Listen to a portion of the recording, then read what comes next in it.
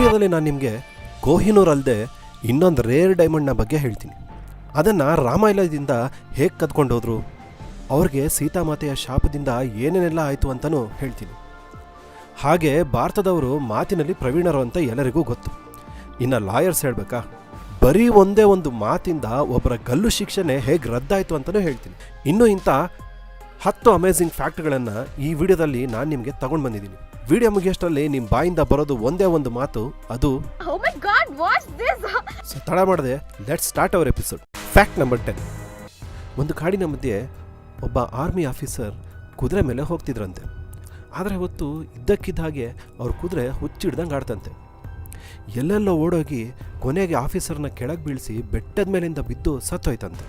ಇನ್ನೊಂದು ಸಲ second world war ಟೈಮ್ನಲ್ಲಿ ಇನ್ನೊಬ್ಬ ಮಿಲಿಟ್ರಿ ಆಫೀಸರ್ ಅದೇ ಕಾಡಲ್ಲಿ ಹೋಗ್ತಾ ತನ್ನ ಗನ್ನನ್ನು ತಗೊಂಡು ತಾನೇ ಶೂಟ್ ಮಾಡಿಕೊಂಡು ಸತ್ತೋದ್ರಂತೆ.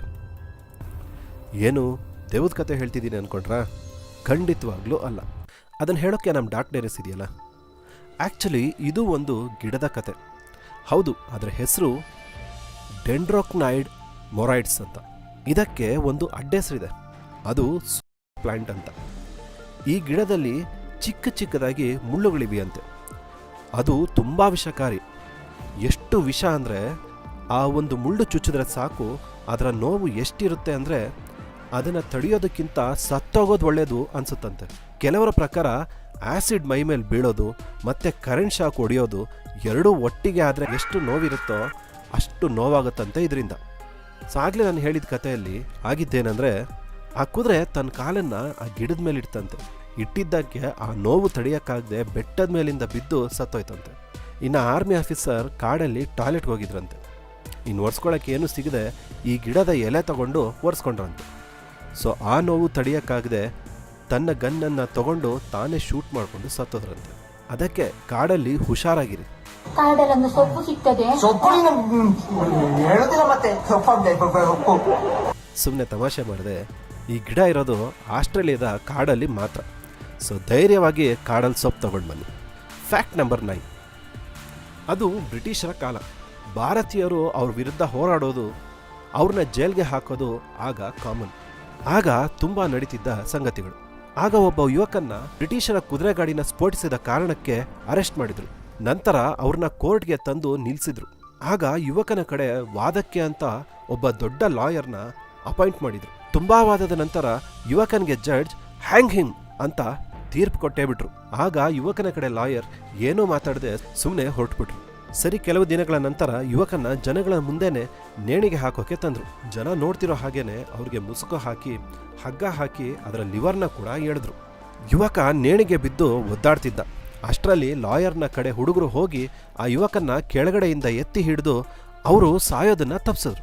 ಇದನ್ನು ನೋಡಿದ ಅಲ್ಲಿನ ಬ್ರಿಟಿಷ್ ಆಫೀಸರ್ಸ್ ಆ ಯುವಕನ್ನ ಹಾಗೆ ಆ ಲಾಯರ್ನ ಇಬ್ಬರನ್ನು ಅರೆಸ್ಟ್ ಮಾಡಿ ಕೋರ್ಟ್ನ ಮುಂದೆ ನಿಲ್ಲಿಸಿದ್ರು. ಆಗ ಜಡ್ಜ್ ಯಾಕೆ ಹಿಂಗೆ ಮಾಡಿದೆ, ನೀನು ಮಾಡಿದ್ದು ಅಪರಾಧ ಅಂತ ಹೇಳಿದಾಗ ಲಾಯರ್ ಹೇಳಿದ್ರು, ಸ್ವಾಮಿ, ನಾನೇನು ತಪ್ಪೇ ಮಾಡಿಲ್ಲ. ನೀವೇನು ಶಿಕ್ಷೆ ಕೊಟ್ಟರೋ ಆ ಶಿಕ್ಷೆ ಯುವಕನಿಗೆ ಸಿಕ್ಕಿದೆ. ನೀವು ಹೇಳಿದ್ದು ಹ್ಯಾಂಗ್ ಹಿಮ್ ಅಂತ. ನಿಮ್ಮ ತೀರ್ಪಿನ ಹಾಗೆ ಅವನ್ನ ಹ್ಯಾಂಗ್ ಮಾಡಿದ್ದಾಗಿದೆ. ಸೊ ನಿಮ್ಮ ಶಿಕ್ಷೆ ಪೂರ್ತಿಯಾಗಿದೆ ಅಂತ ವಾದ ಮಾಡಿದ್ರು. ಅದಕ್ಕೆ ಜಡ್ಜ್ ಏನೂ ಹೇಳೋಕ್ಕಾಗದೆ ಅವರಿಬ್ಬರನ್ನ ಬಿಟ್ಟು ಕಳಿಸಿದ್ರು. ಸೊ ಆಗಿಂದ ಯಾರಿಗಾದರೂ ನೇಣಿಗೆ ಹಾಕಬೇಕಂದ್ರೆ to be hanged by the neck till death ಅಂತ ಬರೀತಾರೆ. ನೋಡಿ, ಬರೀ ಒಂದು ಮಾತಿನ ಪಾಯಿಂಟ್ ಇಟ್ಕೊಂಡು ಒಬ್ಬರ ಪ್ರಾಣನ ಲಾಯರ್ ಹೇಗೆ ಉಳಿಸಿದ್ರು ಅಂತ. ಅದಕ್ಕೆ ಹೇಳ್ತಾರೆ ಭಾರತೀಯರನ್ನ ಮಾತಿಂದ ಗೆಲ್ಲಕ್ಕಾಗಲ್ಲ ಅಂತ. ನಿಜ ಅಲ್ವಾ? ಹಾಂ, ನಾನು ಲಾಯರ್ನ ಹೆಸರು ನಿಮಗೆ ಹೇಳಲೇ ಇಲ್ಲ ಅಲ್ವಾ? ಅವರು ಆಗಿನ ಫೇಮಸ್ ಲಾಯರ್, ಹಾಗೆ ನಮ್ಮ ದೇಶದ ಮೊದಲ ಪ್ರಧಾನಿ ಜವಾಹರ್ಲಾಲ್ ನೆಹರು ಅವರ ತಂದೆ ಮೋತಿಲಾಲ್ ನೆಹರು ಅವರು. Fact number 8. ಒಂದು ದಿನ ಒಬ್ಬ 7 ವರ್ಷದ ಹುಡುಗ ಸೂಪರ್ ಮ್ಯಾನ್ ಥರ ಡ್ರೆಸ್ ಹಾಕ್ಕೊಂಡು ಸ್ಕೂಲಿಗೆ ಬಂದಿದ್ದಂತೆ. ಅದಕ್ಕೆ ಅವ್ರ ಟೀಚರ್ ಕೇಳಿದ್ರಂತೆ, ಯಾಕೆ ಹೀಗೆ ಬಂದಿದ್ಯಾ ಅಂತ. ಅದಕ್ಕೆ ಆ ಹುಡುಗ ಹೇಳಿದಂತೆ, ನಮ್ಮ ಮಾವ ಸೂಪರ್ ಮ್ಯಾನ್, ಅದಕ್ಕೆ ನಾನು ಹಾಕ್ಕೊಂಡು ಬಂದಿದ್ದೀನಿ ಅಂತ ಹೇಳಿದಂತೆ. ಅಯ್ಯೋ, ಹಾಗೆಲ್ಲ ಏನೂ ಇಲ್ಲಪ್ಪ, ಸೂಪರ್ ಮ್ಯಾನ್ ಅನ್ನೋದು ಒಂದು ಕಾಲ್ಪನಿಕ ಕತೆ ಅಷ್ಟೇ, ಆ ಥರ ಸೂಪರ್ ಪವರ್ಸ್ ಏನೂ ಇರೋದಿಲ್ಲ, ನೀನು ಇದನ್ನು ಹೋಗಿ ಬಿಚ್ಚ ಬಾ ಅಂದ್ರಂತೆ. ಅದಕ್ಕೆ ಹುಡುಗ, ಇಲ್ಲ ನಮ್ಮ ಮಾವ ಸೂಪರ್ ಮ್ಯಾನೇ ಅಂತ ಹೇಳಿದಂತೆ. ಹೀಗೆ ಟೀಚರ್ಗೂ ಹುಡುಗನಿಗೂ ತುಂಬ ವಾದ ವಿವಾದನೆ ನಡೀತು. ಕೊನೆಗೆ ಟೀಚರ್ ಬೇಸತ್ ಹೋಗಿ ಪ್ರಿನ್ಸಿಪಾಲ್ ಹತ್ರ ಕರ್ಕೊಂಡು ಹೋದ್ರಂತೆ ಹುಡುಗನ್ನ. ಪ್ರಿನ್ಸಿಪಾಲ್ ಕೂಡ ಹುಡುಗನಿಗೆ ಎಷ್ಟೇ ಹೇಳಿದ್ರು ಹುಡುಗ ಮಾತ್ರ ಅದನ್ನು ನಂಬೋದಕ್ಕೆ ರೆಡಿ ಇರಲಿಲ್ಲ. ಕೊನೆಗೆ ಅವ್ರ ತಾಯಿನೇ ಕರೆಸಿ, ನೋಡಮ್ಮ ನಿಮ್ಮ ಮಗನಿಗೆ ಈ ಥರ ಫ್ಯಾಂಟಸಿ ವರ್ಲ್ಡಿಂದ ಹೊರಗೆ ಬರೋಕ್ಕೆ ಹೇಳಿ ಏನು ಹೇಳ್ಕೊಡ್ತಿದ್ರ ನೀವು ಮನೇಲಿ ಅಂತ ಬೈದ್ರಂತೆ. ಕತೆ ಎಲ್ಲ ಕೇಳಿದ್ಮೇಲೆ ಅವರಮ್ಮ ನಗೋಕ್ಕೆ ಶುರು ಮಾಡಿದ್ರಂತೆ. ಅದರಲ್ಲಿರೋರಿಗೆ ಏನಾಗ್ತಿದೆ ಅಂತಲೇ ಅರ್ಥ ಆಗಲಿಲ್ಲ. ಕೊನೆಗೆ ಆ ಮಗುವಿನ ತಾಯಿ ಅವ್ರ ತಮ್ಮನಿಗೆ ಫೋನ್ ಮಾಡಿ ಸ್ಕೂಲ್ಗೆ ಬರೋಕ್ಕೆ ಹೇಳಿದ್ರಂತೆ. ಆದರೆ ಅಲ್ಲಿ ಸ್ಕೂಲ್ಗೆ ಬಂದಿದ್ದು ಹೆನ್ರಿ ಕ್ಯಾವಿಲ್. ಹೌದು, ಆ ಹುಡುಗ ಹೆನ್ರಿ ಕ್ಯಾವಿಲ್ ಅವರ ಅಕ್ಕನ ಮಗ. ಸೊ ಹುಡುಗ ಹೇಳಿದ್ದು ನಿಜ ಅಂತ ಅವರೆಲ್ಲ ನಕ್ಕು ಸುಮ್ಮನಾದ್ರಂತೆ. ಅಲ್ಲ, ಇದೆಲ್ಲ ಪ್ರೂವ್ ಆದಮೇಲೆ ಆ ಹುಡುಗನ ರಿಯಾಕ್ಷನ್ ಹೇಗಿರಬಹುದು?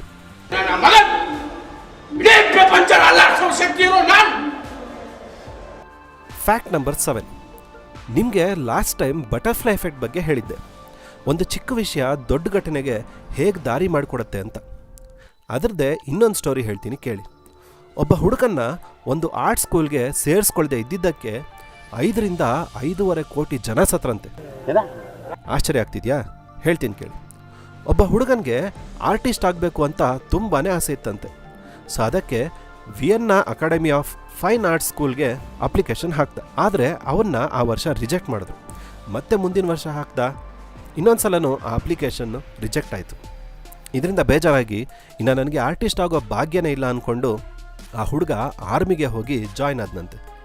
ಆ ಹುಡುಗನ ಹೆಸರೇನು ಗೊತ್ತಾ? Adolf Hitler. ಹೌದು, ಹಿಟ್ಲರ್ ಆರ್ಮಿಗೆ ಜಾಯ್ನ್ ಆಗೋಕ್ಕೂ ಮುಂಚೆ ಆರ್ಟಿಸ್ಟ್ ಆಗಬೇಕು ಅಂದ್ಕೊಂಡಿದ್ರಂತೆ. ಸೊ ಅಲ್ಲಿ ಚಾನ್ಸ್ ಸಿಗಲಿಲ್ಲ ಅಂತ ಆರ್ಮಿಗೆ ಜಾಯ್ನ್ ಆದರು. ನಂತರ ಸೆಕೆಂಡ್ ವರ್ಲ್ಡ್ ವಾರ್ಗೆ ಕಾರಣ ಆದರೂ ಅದರಲ್ಲಿ ಸತ್ತಿದ್ದ ಜನ ಹತ್ತತ್ರ 5ರಿಂದ 5.5 ಕೋಟಿ. ಅದೇ ಅಕಸ್ಮಾತ್ ಅವ್ರಿಗೆ ಆ ಸ್ಕೂಲ್ಗೆ ಏನಾದರೂ ಅಡ್ಮಿಷನ್ ಸಿಕ್ಕಿದ್ರೆ ಅವರು ಆರ್ಟಿಸ್ಟ್ ಆಗ್ತಿದ್ರು. ಸೆಕೆಂಡ್ ವರ್ಲ್ಡ್ ವಾರ್ ಕೂಡ ನಡೀತಾ ಇರಲಿಲ್ಲ. ಇದೇ ಅಲ್ವಾ ಬಟರ್ಫ್ಲೈ ಎಫೆಕ್ಟ್?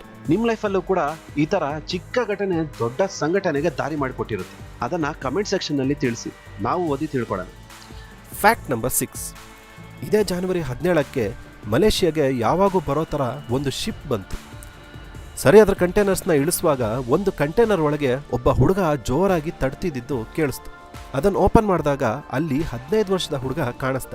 ಇನ್ನು ಇದು ಹ್ಯೂಮನ್ ಟ್ರಾಫಿಕಿಂಗ್ ಇರಬಹುದು ಅಂತ ಪೊಲೀಸರಿಗೆ ತಿಳಿಸಿದ್ರು. ಅವರು ಬಂದು ವಿಚಾರಣೆ ಮಾಡೋಕ್ಕೆ ಹೋದಾಗ ಹುಡುಗ ಮಾತಾಡೋ ಪರಿಸ್ಥಿತಿಯಲ್ಲಿ ಇರಲಿಲ್ಲ. ಸರಿ, ಅವನಿಗೆ ಟ್ರೀಟ್ಮೆಂಟ್ ಕೊಟ್ಟು ಸ್ವಲ್ಪ ಹೊತ್ತಾದಮೇಲೆ ಅವನ್ನ ಯಾರು ಹಿಡಿದಿದ್ದು, ಯಾರಿಲ್ಲಿಗೆ ಹಾಕಿದ್ದು ಅಂತ ವಿಚಾರಣೆ ನಡೆಸಿದ್ರು. ಆಗ ಹುಡುಗ ಮಾತಾಡ್ತಿದ್ದು ಇವ್ರಿಗೆ ಅರ್ಥ ಆಗಲಿಲ್ಲ, ಯಾಕಂದರೆ ಬೇರೆ ಭಾಷೆ ಆಗಿತ್ತು.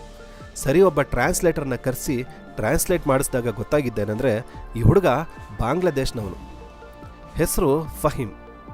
ಆ್ಯಕ್ಚುಲಿ ಅಲ್ಲಾಗಿದ್ದೇನೆಂದರೆ ಈ ಹುಡುಗ ಅವ್ರ ಫ್ರೆಂಡ್ಸ್ ಜೊತೆ ಹೈಡ್ ಆ್ಯಂಡ್ ಸೀಕ್ ಆಡ್ತಿದ್ದಂತೆ. ಅದೇ ಕಣ್ಣ ಮುಚ್ಚಾಲೆ. ಇನ್ನು ಎಲ್ಲಾದರೂ ಬಚ್ಚಿಟ್ಕೋಬೇಕಲ್ವಾ, ಅದಕ್ಕೆ ಹುಡುಗ ಅಲ್ಲೇ ಹತ್ತಿರದಲ್ಲಿದ್ದ ಕಂಟೈನರ್ನೊಳಗೆ ಹೋಗಿ ಬಚ್ಚಿಟ್ಕೊಂಡಂತೆ. ಹಾಗೆ ಕಾಯ್ತಾ ಕಾಯ್ತಾ ನಿದ್ದೆ ಮಾಡಿಬಿಟ್ಟಿದ್ದ. ನಂತರ ಆ ಕಂಟೈನರ್ನ ಶಿಪ್ಗೆ ಹಾಕಿ ಲೋಡ್ ಮಾಡುವಾಗ ಇವನು ಎಷ್ಟು ಕಿರ್ಚಿದ್ರೂ ಯಾರಿಗೂ ಕೇಳಿಸ್ತಿಲ್ಲ. ಕೊನೆಗೆ ಆ ಶಿಪ್ ಅಲ್ಲಿಂದ 6 ದಿನ ಟ್ರಾವೆಲ್ ಮಾಡಿ ಮಲೇಷಿಯಾಗೆ ಬಂದಿದೆ. ಪಾಪ ಅಷ್ಟು ದಿನ ಊಟ ಇಲ್ಲದೆ ನೀರಿಲ್ಲದೆ ಹೇಗೋ ಕಾಲ ಕಳೆದಿದ್ದಾನೆ. ಇವನ ಅದೃಷ್ಟ ಏನಂದರೆ 6 ದಿನ ಆಗಿದ್ದರಿಂದ ಬಚಾವಾದ. ಆಮೇಲೆ ಅವನು ಸರಿ ಹೋದ್ಮೇಲೆ ಅವ್ರ ದೇಶಕ್ಕೆ ವಾಪಸ್ ಕಳಿಸಿ ಕೊಟ್ರಂತೆ.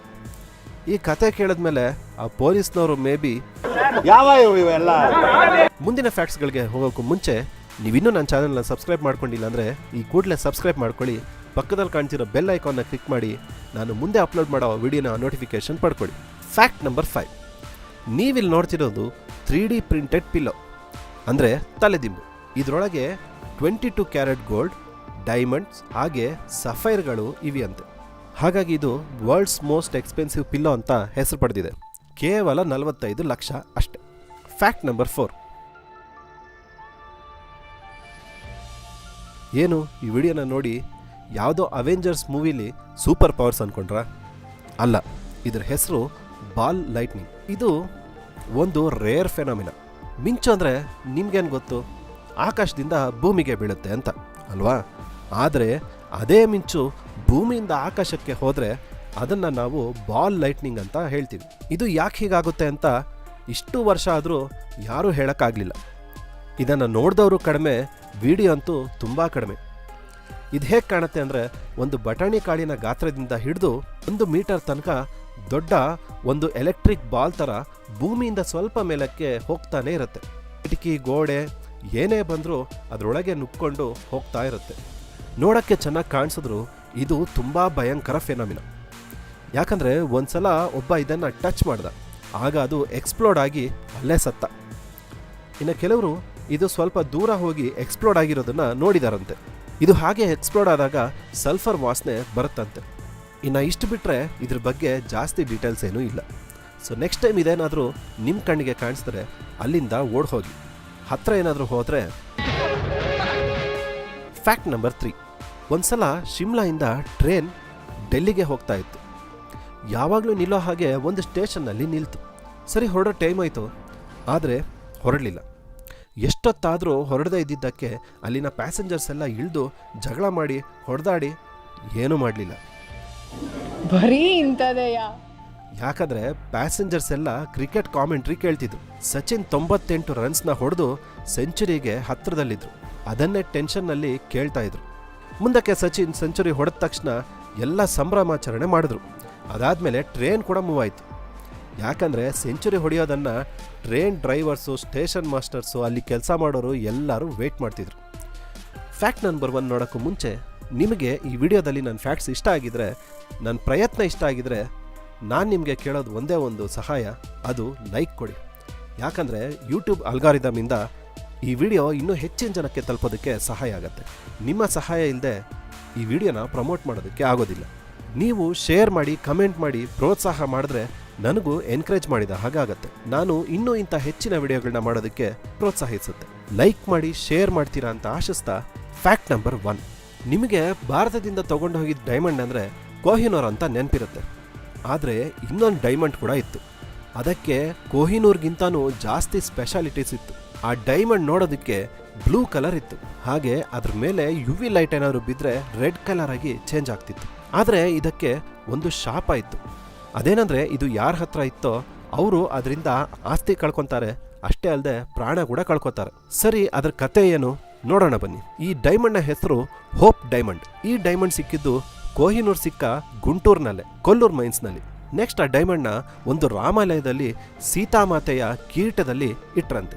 ಈ ಡೈಮಂಡ್ ಆ ರೂಮಲ್ಲಿರೋ ದೀಪದ ಬೆಳಕನ್ನ ಅಬ್ಸಾರ್ಬ್ ಮಾಡಿಕೊಂಡು ಇನ್ನೂ ಡಬಲ್ ಮಾಡ್ತಿತ್ತಂತೆ. ಆದರೆ ಯಾರೋ ಕಳ್ಳರು ಇದನ್ನ ಕಳ್ತನ ಮಾಡಿ ಗೋಲ್ಕೊಂಡ ನವಾಬರ್ಗೆ ಮಾರಿದ್ರಂತೆ. ಆದರೆ ಇದನ್ನ ಕಳ್ತನ ಮಾಡಿದವನ್ನ ನಾಯಿಗಳು ಕಚ್ಚಿ ಸಾಯಿಸಿದ್ವಂತೆ. ನೆಕ್ಸ್ಟ್ ಅದನ್ನ ನವಾಬ್ರಿಂದ ಟ್ಯಾವರ್ನಿಯರ್ ಅನ್ನೋ ಒಬ್ಬ ಫ್ರೆಂಚ್ ವ್ಯಕ್ತಿ ಕೊಂಡ್ಕೊಂಡಂತೆ. ಇನ್ನು ಕೆಲವರ ಪ್ರಕಾರ ಆತ ಅದನ್ನ ಕದ್ದ ಅಂತಾರೆ. ಏನೇ ಆದ್ರೂ ಈ ವ್ಯಕ್ತಿ ಅದನ್ನ ಹಾಗೆ ಇನ್ನೂ ಕೆಲವು ಡೈಮಂಡ್ಸ್ನ ಆಗಿನ ಫ್ರಾನ್ಸ್ನ ರಾಜ ಲೂಯಿಸ್ 14ಗೆ ಮಾರದ್ನಂತೆ. ಆದರೆ ಅವನು ತಗೊಂಡು ಹೋಗಿದ್ದು 44 ದೊಡ್ಡ ವಜ್ರಗಳು, ಹಾಗೆ 1122 ಚಿಕ್ಕ ವಜ್ರಗಳು. ಸೊ ಅಷ್ಟನ್ನು ಕಿಂಗ್ ಲೂಯಿಸೇ ಕೊಂಡ್ಕೊಂಡಂತೆ.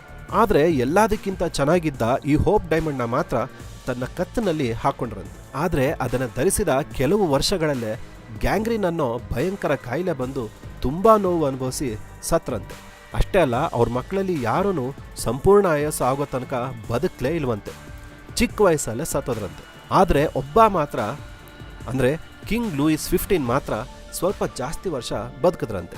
ಅವ್ರು ಮಾಡಿದ್ದೇನೆಂದರೆ ಇದನ್ನ ಅವರು ಹಾಕ್ಕೊಳ್ಳಿಲ್ಲ, ಬದಲಾಗಿ ತನ್ನ ಖಜಾನೆಯಲ್ಲಿ ಇಟ್ಕೊಂಡ್ರಂತೆ. ಆದರೆ ಅವರು ಏನು ವಯಸ್ಸಾಗೋ ತನಕ ಬದುಕಲಿಲ್ಲ, ಸ್ಮಾಲ್ ಪಾಕ್ಸ್ ಬಂದು ಸತ್ರಂತೆ.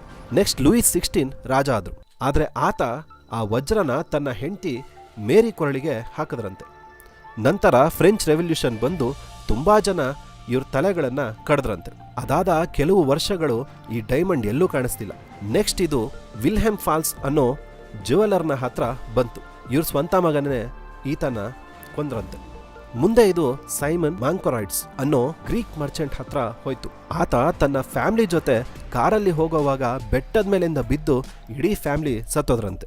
ನೆಕ್ಸ್ಟ್ ಇದು ವಾಷಿಂಗ್ಟನ್ ಪೋಸ್ಟ್ ಓನರ್ ಎವೆಲಿನ್ ವ್ಯಾಲ್ಶ್ ಮೆಕ್ಲಿನ್ ಇದನ್ನ ಕೊಂಡ್ಕೊಂಡ್ಮೇಲೆ ಅವ್ರ ಅತ್ತೆ ಸತ್ತೋದ್ರು, ವಾಷಿಂಗ್ಟನ್ ಪೋಸ್ಟ್ನ ಮಾರ್ಕೊಂಡ್ರು. 9 ವರ್ಷದ ಮಗ ಸತ್ತೋದ, ಮಗಳು ಸತ್ತೋದ್ಲು, ಕೊನೆಗೆ ಇವರು ಮೆಂಟಲ್ ಹಾಸ್ಪಿಟ್ಲ್ನಲ್ಲಿ ಸತ್ತೋದ್ರು.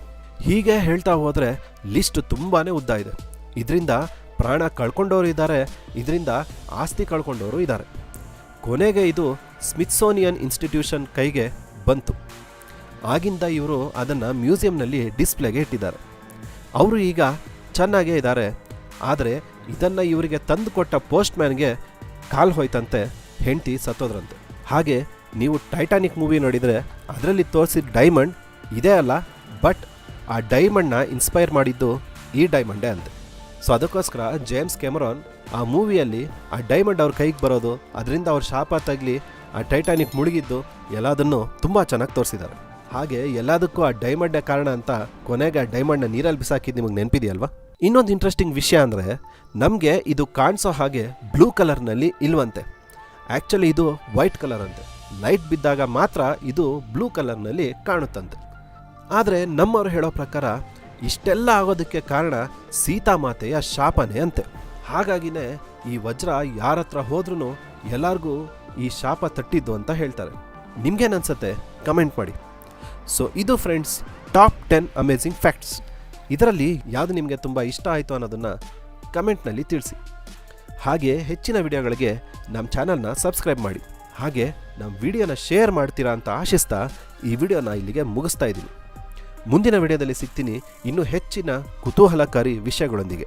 ಅಲ್ಲಿ ತನಕ ನಗ್ತಾ ಇರಿ, ನಗಿಸ್ತಾ ಇರಿ, ಆರಾಮಾಗಿರಿ. ನಮ್ಮ ಚಾನಲ್ನ ಸಬ್ಸ್ಕ್ರೈಬ್ ಮಾಡೋದು ಮಾತ್ರ ಮರಿಬೇಡಿ.